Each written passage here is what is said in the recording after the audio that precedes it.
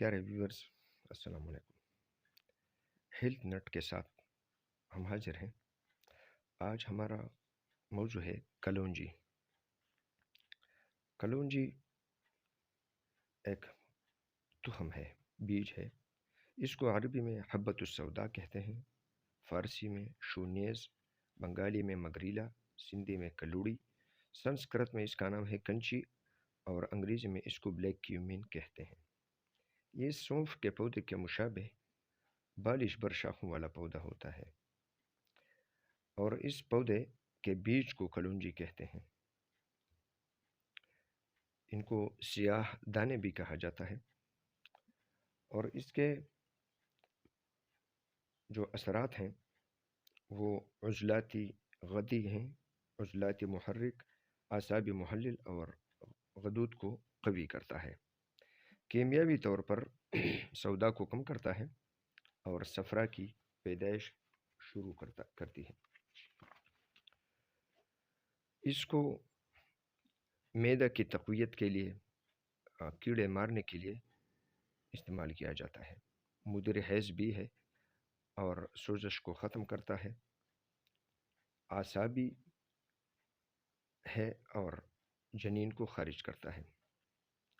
اگر اس کے فوائد کی بات کی جائے یا اس کے اثرات کی بات کی جائے تو یہ موت کے سوا ہر مرض کے لیے دارو ہے۔ صحیح بخاری کے ایک حدیث ہے، رسول اللہ صلی اللہ علیہ وسلم فرماتے ہیں، فی الحبۃ السوداء شفاء من کل داء الا السام۔ ان کالے دانوں میں موت کے سوا ہر مرض کا علاج موجود ہے۔ اس کے اوپر پہلے سے تحقیقات ہوئی ہیں اور ہو رہی ہیں اور ہوتی رہیں گی، کیونکہ کلونجی کے اندر بہت زیادہ اجزاء ہیں جن کے فوائد لاتعداد ہیں۔ کلونجی کو مرگی کے لیے بھی استعمال کیا جاتا ہے۔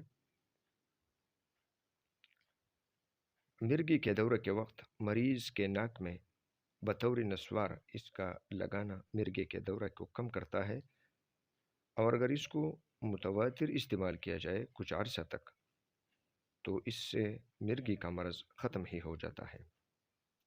اس کے ساتھ دمہ رک جاتا ہے، بلغم خشک ہو کر قابل اخراج ہو جاتا ہے۔ اس کے استعمال سے چینکیں آنا بند ہو جاتی ہیں۔ یہ محلل و دافع سوزشی اثر ہے اور اعصاب پر اچھا اثر کرتا ہے۔ کلونجی کو تیل کی شکل میں بھی استعمال کیا جاتا ہے اور کھایا بھی جاتا ہے۔ کھانے کے لیے اس کے مختلف طریقے ہیں، لیکن اگر شہد کے 10 چمچے لے لیں اور اس میں 2 چمچ پسا ہوا کلونجی ڈالا جائے، پھر اس کو مکس کر دیا جائے تو اسے چھوٹے بڑے بڑی شوق سے کھا سکتے ہیں۔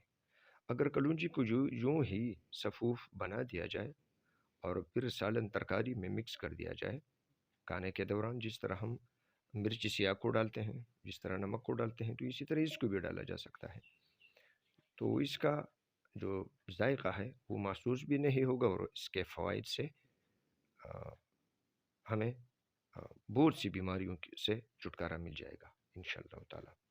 اس کو روغن کی طرح یعنی تیل کے طور پر استعمال کرتے ہیں تو لقوہ، فالج، درد شقیقہ اور جسمانی دردوں میں بہت مفید ہے۔ اس کی مالش کی جاتی ہے، بطور طلا بھی اس کو استعمال کیا جا سکتا ہے۔ شکریہ۔